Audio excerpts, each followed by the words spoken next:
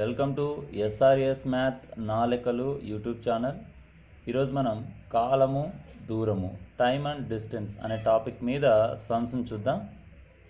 దూరము is equal to వేగము into కాలము ఎస్ ఇంటూ టీ. ఈ సూత్రం ఆల్మోస్ట్ అన్ని సమ్స్లో కూడా మనం ఉపయోగిస్తాము. ఆ యొక్క సమ్ యొక్క తీరుతెన్నులను బట్టి ఈ ఫార్ములాలో కొంచెం చేంజెస్ ఉంటాయి. అంటే ఫార్ములా మాత్రం డిస్టర్బ్ అవ్వదు, యాజ్ ఇట్ ఈస్గా ఉంటుంది. ఈ సమ్స్ని అర్థం చేసుకోవాలంటే ఈ కొన్ని బేసిక్స్ని మనం ముందే గ్రహించి పెట్టుకోవాలి. ఒకటి, ఒక రైలు ప్లాట్ఫామ్ మీద ఉన్న మనిషిని పాస్ చేస్తూ వెళ్తూ ఉంది అంటే అర్థం ఆ రైలు తన పొడవును తను దాటేసుకుంటూ వెళ్తూ ఉంది అని అర్థం. ఇది నోట్ 1. ఒక రైలు బ్రిడ్జిని కూడా దాటేసింది అంటే అర్థం ఆ రైలు తన పొడవును ప్లస్ బ్రిడ్జ్ పొడవును కలిపి దాటింది అని అర్థం. ఈ అవగాహన ఉండాలి మనకి. సమ్స్లో ఒక రైలు బ్రిడ్జిని దాటకు పట్టు కాలము, ఒక మనిషిని లేదా ఒక కిలోమీటర్ రాయిని లేదా ఒక టెలిగ్రాఫ్ పోస్టుని లేదా ఒక ఎలక్ట్రిక్ పోల్ని దాటకు పట్టు కాలం అని ఇస్తాడు. సో అలా ఇచ్చినప్పుడు ఈ 2 పాయింట్స్ మీరు చాలా జాగ్రత్తగా గుర్తుపెట్టుకోవాలి. 2 రైళ్ళు ఎదురెదురు దిశల్లో ప్రయాణిస్తూ ఉన్నాయనుకోండి, అప్పుడు ఆ 2 రైళ్ళు ఒకదానికొకటి ఎప్పుడు క్రాస్ అవుతాయి అంటే formula T = D1 + D2 / S1 + S2 plus use చేయాలి ఇక్కడ డినామినేటర్లో కానీ న్యూమరేటర్లో కానీ. అదే 2 రైళ్ళు ఒకే దిశలో ప్రయాణం చేస్తున్నాయి, ఒకే వైపుకి ప్రయాణం చేస్తూ ఉన్నాయి, అందులో ఖచ్చితంగా ఏదో ఒక రైలు స్పీడ్ ఎక్కువగా ఉంటే అవి మొదటి దాన్ని దాటకు పట్టు కాలం ఎంత అంటే D1 + D2 / S1 - S2 అనే ఫార్ములాని యూజ్ చేయాలి. ఇక్కడ D1 D2లు ఆ రైళ్ళ పొడవులు అవుతాయి, S1 S2లు ఆ రైళ్ళ వేగాలు అవుతాయి. ఇవి మనకి ఫార్ములాసు. ఇవి బాగా అవగాహన చేసుకొని పెట్టుకోవాలి సమ్స్ చేసేటప్పుడు. ఇంకా ముఖ్యంగా ఇవి ఏంట్రా, ఈ ఫార్ములాస్ ఏంటి అంటే కిలోమీటర్స్ని మీటర్స్లోకి, మీటర్స్ని కిలోమీటర్స్లోకి మార్చేటప్పుడు, అది కూడా in terms of speed. x kilometers per hour అంటే అర్థం x × 5/18 మీటర్స్ పర్ సెకండ్ అని అర్థం. x మీటర్స్ పర్ సెకండ్ అంటే అర్థం x × 18/5 కిలోమీటర్స్ పర్ అవర్ అని అర్థం. ఇవి మనం యూజ్ చేసామంటే బేసిక్ ఫార్ములాస్. ఇప్పుడు మనం సమ్స్ని చూద్దాం ఒకదాని తర్వాత ఒకటి. First formula, express 45 kilometers per hour in meters per second. ఇందాక ఫార్ములా చూసాం కదా, 45 కిలోమీటర్లు పర్ గంటని మీటర్స్ పర్ సెకండ్గా మార్చండి. అర్థం ఏంటి తెలుసిన, ఏదైనా ఒక వెహికల్ 45 కిలోమీటర్స్ పర్ అవర్ వెళ్తూ ఉంటే ఒక సెకండ్కి ఎన్ని మీటర్లు వెళ్తుంది అని అర్థం. జస్ట్ ఒక సెకండ్లో, రెప్పపాటు కాలంలో ఎన్ని మీటర్లు వెళ్తుందంటే సింపుల్ అండి, 5/18తో గుణించాలి. ఇక్కడ గుణించాను, గుణిస్తే మనకి ఎంత వచ్చిందంటే 25/2 వచ్చింది. అర్థం 12.5 మీటర్లు పర్ సెకండ్. రైట్. ఇప్పుడు second, express 7.5 meters per second in kilometers per hour. ఇది జస్ట్ రివర్స్ అనమాట. 7.5 మీటర్లు పోతా ఉందంట ఒక వెహికల్ సెకండ్కి. అయితే గంటకి అంటే 3600 సెకండ్లకి ఎన్ని కిలోమీటర్లు పోతుంది? ఇంటూ 3600 చేసినా ఒకటే, 18/5తో డివిజన్ చేసినా ఒకటే. 15/2 × 18/5 చేస్తే నీకు 27 కిలోమీటర్స్ పర్ అవర్ వస్తుంది. ఈ రకంగా చేయాలి ఇవి. నెక్స్ట్ సమ్ చూద్దాం. ఎ train crosses a man standing on a platform 125 meters long in 15 seconds and that platform in 30 seconds. Find the speed and length. So find the length of the train. A train is crossing a platform in 30 seconds. It means it crosses its length plus bridge length, which is in 30 seconds. ఇది ఇచ్చారు ఇక్కడ. It is crossing a man in 15 seconds means it takes remaining 15 seconds to cross a bridge. అంటే ఇక్కడ అర్థం ఏంటంటే 30 సెకండ్లలో అది ఏం చేస్తూ ఉందంటే బ్రిడ్జ్ని ప్లస్ మనిషిని రెండింటిని దాటేస్తూ ఉంది అనే అర్థం ఇక్కడ. అంటే కేవలం బ్రిడ్జిని మాత్రమే దాటకు పట్టు కాలం 15 సెకండ్స్. మరి స్పీడ్ ఎంత అవుతుంది? Speed is equal to distance by time. Distance అంటే దాని పొడవు. దాని యొక్క టైం 15 ఎంత వస్తుంది 8 మీటర్స్ పర్ సెకండ్. దీన్ని కిలోమీటర్స్ పర్ అవర్స్లో కన్వర్ట్ చేసుకోవడానికి ఏం చేయాలి 18/5తో మల్టిప్లై చేయాలి. చేస్తే ఏమవుతుంది 30 కిలోమీటర్స్ పర్ అవర్. తర్వాత ఓకే దీని ఒక సెకండ్కి ఎంత వెళ్తా ఉంది 8 మీటర్స్ పర్ సెకండ్. కానీ ఇది ఒక మనిషిని క్రాస్ చేయడానికి ఎన్ని సెకండ్లు పడుతూ ఉంది 15 సెకండ్స్ పడుతూ ఉంది. అంటే ఈ 15 సెకండ్స్లో అది ఎంత ప్రయాణం చేస్తుందంటే 15 ఇంటూ దట్ 25/3. 8 అంటే అర్థం 25/3నే కదా. ఎంత వస్తుంది 125 metres.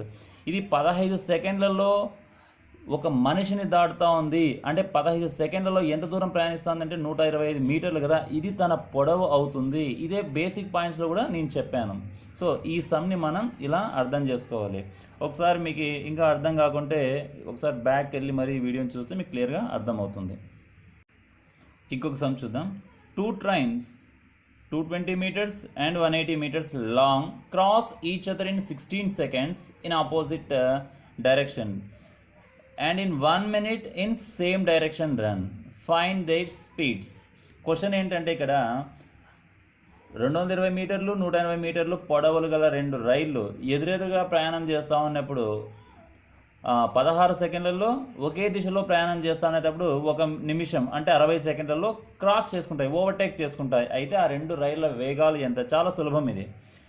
Right. Let the speed of the train 1 is S1 and train 2 is S2 and we know the formula D equal to S into T or S is equals to D by T. In opposite direction run. Opposite direction రన్లో sum of the speeds మనం చేసుకుంటే ఎంత అవుతుందంటే మనకి S1 plus S2గా తీసుకోవాలి. ఎందుకంటే 2 రైళ్ళ వేగాలు కూడా కూడబడతాయి opposite డైరెక్షన్లో వెళ్ళేటప్పుడు. 2 రైళ్ళు ఎదురు బదురుగా ప్రయాణం చేస్తున్నది చాలా త్వరగా క్రాస్ అవుతాయి. Because we need to add their speeds. అందుకే S1 ప్లస్ S2 రాసాం. అప్పుడు ఏమవుతుంది మనకి ఫార్ములా చెప్పాను D1 plus D2 by T1 plus T2 అని చెప్పేసి 220 ప్లస్ 180/16 అంటే 400/16. This is the equation 1. In same direction run. 2 రైళ్ళు ఒకే దిశలో ప్రయాణం చేస్తున్నాయంటే ఒకదాన్ని ఒకటి ఓవర్టేక్ చేసుకోవడానికి ఎక్కువ టైం పడుతుంది. కారణం ఏంట్రా అంటే ఎక్కువ స్పీడ్ ఉన్న రైలు యొక్క వేగాన్ని తక్కువ స్పీడ్ ఉన్న రైలు వేగాన్ని తీసేయాలి కాబట్టి. అందువల్ల మనకి సబ్ట్రాక్షన్ సింబల్ యూజ్ చేసాం. -S1 - S2. Form S1 - S2 same డైరెక్షన్లో టైం ఎంత 60 సెకండ్స్. రైట్. ఈ డిస్టెన్సెస్ రెండు బోత్ కేసెస్లోనూ యాడ్ చేయాలి. 400/60 అవుతుంది. ఈ 2 ఈక్వేషన్స్ని యాడ్ చేద్దాం. S1 ప్లస్ S2 అనే ఈక్వేషన్ని S1 - S2 అనే 2 ఈక్వేషన్స్ని యాడ్ చేస్తే S2 gets cancelled. S1 plus S1 ఏమవుతుందంటే 2S1. 400/16 ఏమవుతుందంటే 25 అవుతుంది. 400/60 ఏమవుతుందంటే 20/3 అవుతుంది. ఈ రెండింటిని యాడ్ చేస్తే మనకి 95/3 వస్తుంది. 2S1 value. Only S1 value ఏమవుతుందంటే 95/6 మీటర్స్ పర్ సెకండ్. రైట్. ఇంకా దీన్ని కిలోమీటర్స్ పర్ అవర్లో మనం కన్వర్షన్ చేస్తే ఏమవుతుందంటే 57 కిలోమీటర్స్ పర్ అవర్ అనేది వస్తుంది. 57 కిలోమీటర్స్ పర్ అవర్. తర్వాత సెకండ్ ఈ వాల్యూని యూజ్ చేసి S2ని కనుక్కుందాం.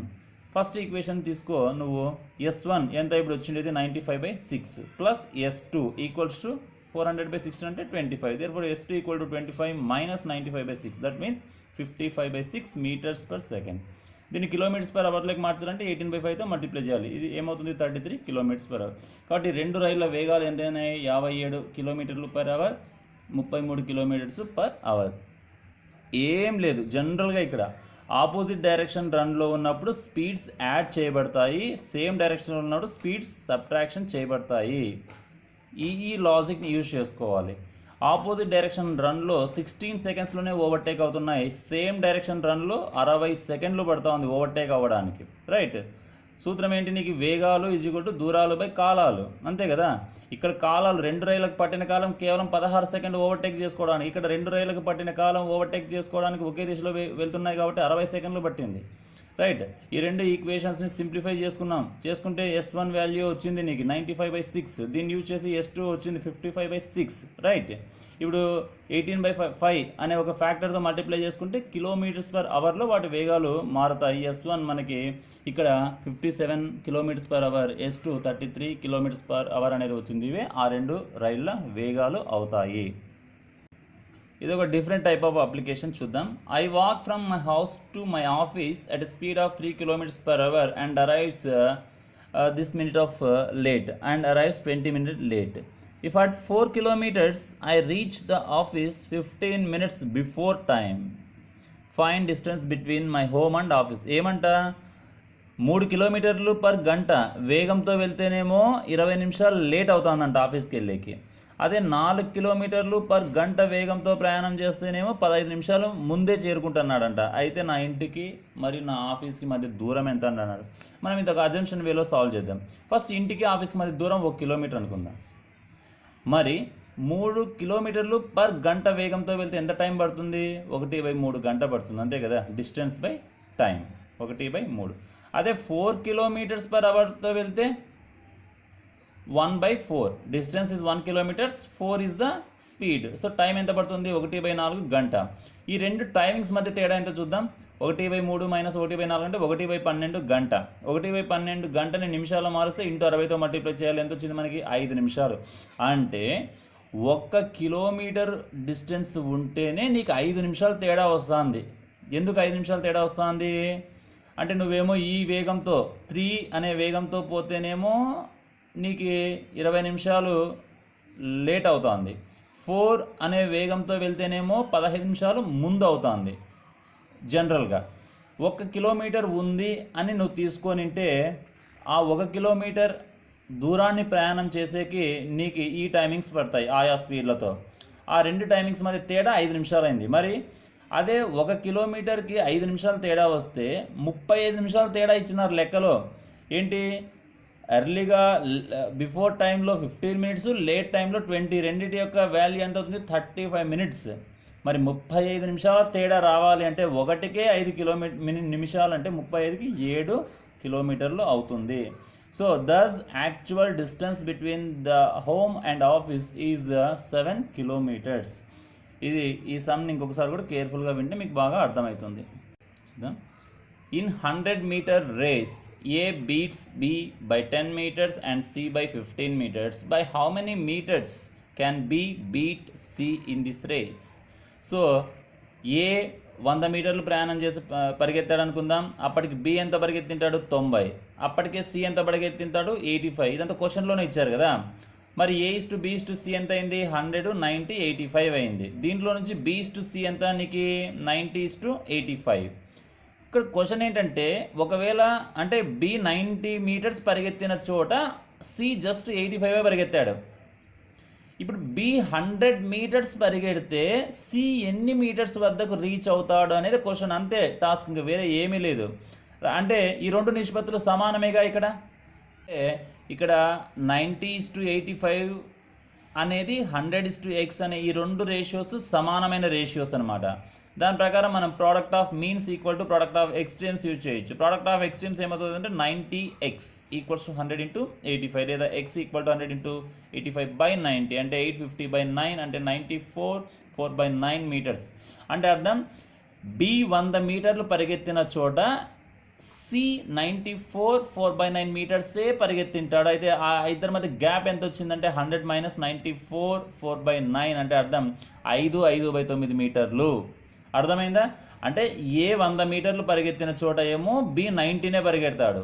B 90 పరిగెత్తిన చోటనేమో C 85 పరిగెడతాడు. క్వశ్చన్ ఏంటి అంటే B 100 మీటర్స్ పరిగెత్తిన చోట C ఎంత పరిగెడతాడు? వారిద్దరి మధ్య తేడా ఏంటి? B, Cల మధ్య. సో C ఎంతకు రీచ్ అయ్యాడు? B 100 రీచ్ అయినప్పుడు 94, 4/9 మీటర్స్.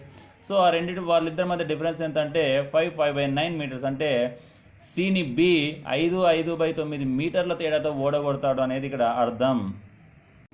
ఇక్కడ ఇంకో సమ్ చూద్దాం. A stream flows 5 km/h in a given time. A boat traverses downstream 3 times the distance traversed by it upstream. Find boat speed in still water. ఏంటి లేదు అర్థం ఈ క్వశ్చన్లో అర్థం, ఒక ప్రవాహ వేగం 5 km/గంట అంట. ఒక బోట్ ఏం చేస్తుంది అంటే అది జనరల్గా డౌన్ స్ట్రీమ్కి అయితే చాలా తక్కువ టైంలోనే ఎక్కువ దూరం పోతుంది. అదే అప్ స్ట్రీమ్ అనుకోండి, నీటికి ప్రవాహ దిశకు వ్యతిరేక దిశలో అనుకోండి, కొంచెం తక్కువ దూరం పోతుంది అదే టైంలో. ఇక్కడ ఏమంటున్నాడంటే ఈ వేగంతో ఆ ప్రవాహం అనేది ఉంది, 5 km/h అనే ప్రవాహంతో ఆ ప్రవాహ వేగం అనేది ఉంది. ఒక పడవ ఒక నిర్ణీత టైంలో, ఒకే నిర్ణీత టైంలో అప్ స్ట్రీమ్ ఎంత పోతుందో మూడింతలు పోతుందంట డౌన్ స్ట్రీమ్కి. అది ఇక్కడ క్వశ్చన్. నేను ఆ లాజిక్నే యూజ్ చేసుకున్నాం. By data timing for upstream is distance by that speed. x-5 అంటే ఏంటి? x అనేది ఇక్కడ మనం బోట్ స్పీడ్ అనుకున్నాంగా. x km/h be the boat speed in still water. 5 అనేది ఇక్కడ. అప్ అంటే ఏంటి? నీటి ప్రవాహ దిశకు వ్యతిరేక దిశ కాబట్టి మైనస్ వస్తుంది. అదే డౌన్ ఏంటి? డౌన్ స్ట్రీమ్లో పోయేటప్పుడు బాగా గమనించండి, బోట్ ఎందుకు ఎక్కువ స్పీడ్గా పోతుందంటే నీటి ప్రవాహ వేగం అనేది పడవ వేగానికి యాడ్ అవుతుంది.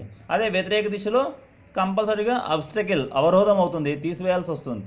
కాబట్టి time for downstream is equal to మూడింతలు పోతుంది కదా, అందుకే 3d/x+5. ఇవి time for upstream equals to time for downstream అని ఇచ్చాడు లెక్కలో. ఒక టైం ఉదాహరణకు ఒక గంటకి అది ఒకసారి అప్ స్ట్రీమ్ ప్రయాణం చేస్తే అదే 3 సార్లు అప్ స్ట్రీమ్ డౌన్ స్ట్రీమ్ ప్రయాణం చేస్తుందని కదా అర్థం ఇక్కడ. కాబట్టి timing for upstream is equal to timing for downstream. d/x-5 equal to 3d/x+5. Cross మల్టిప్లికేషన్లో dt gets cancelled. 3 × x-5 is equal to x+5. That means 3x - 15 - x - 5 equals to 0, లేదా 2x equal to 20, లేదా x is equal to 10. x అంటే ఎవరిక్కడ? నిలకడ నీటిలో పడవ వేగం. So boat speed in still water is x, which is equals to 10 km/h. Very very important some. ఇంకొకసారి కేర్ఫుల్గా వింటే కూడా ఈ సమ్ మీకు అర్థమవుతుంది. ఇంకో లెక్క చూద్దాం. P and Q are apart 120 kilometers. A starts by car at 12 p.m. and reaches Q at 4 p.m. B starts from Q at 1 p.m. and reaches P at 3:40 p.m. Find when and where they overtake each other. Very simple. చాలా peel క్యూల మధ్య దూరం ఎంత అంటే 120 కిలోమీటర్లు. P దగ్గర ఏ అనేవాడు ఎన్నింటికి start చేశాడు? 12 p.m.కి స్టార్ట్ చేశాడు. ఎన్నింటికి రీచ్ అయ్యాడు? 4 p.m.కి రీచ్ అయ్యాడు. ఒకటి. క్యూ దగ్గర బి అనేవాడు ఎన్నింటికి స్టార్ట్ చేశాడు? 1 p.m.కి స్టార్ట్ చేశాడు. రైట్నా? ఇద్దరు డిఫరెంట్ టైమింగ్స్లో స్టార్ట్ చేశారు కాబట్టి సేమ్ టైమింగ్స్ దగ్గర ఇద్దరి ప్రయాణం మొదలయ్యేటట్టుగా చేయాలి. చూద్దాం.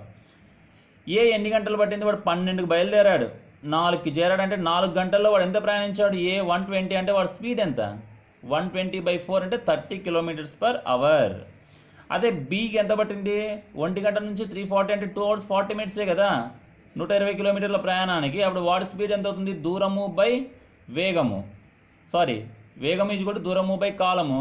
360 ఇదంతా ఏమవుతుంది? 8/3 కదా డినామినేటర్లో. 3 పైకి వెళ్తే 360/8 అంటే 45 km/h అవుతుంది. 45 km/h. 45 km/h అంటే బీ స్పీడ్ ఎక్కువగా ఉంది అని అర్థం. అందుకే ఏదో వాడు తక్కువ టైంలోనే మనకి రీచ్ అయ్యాడు. రైట్.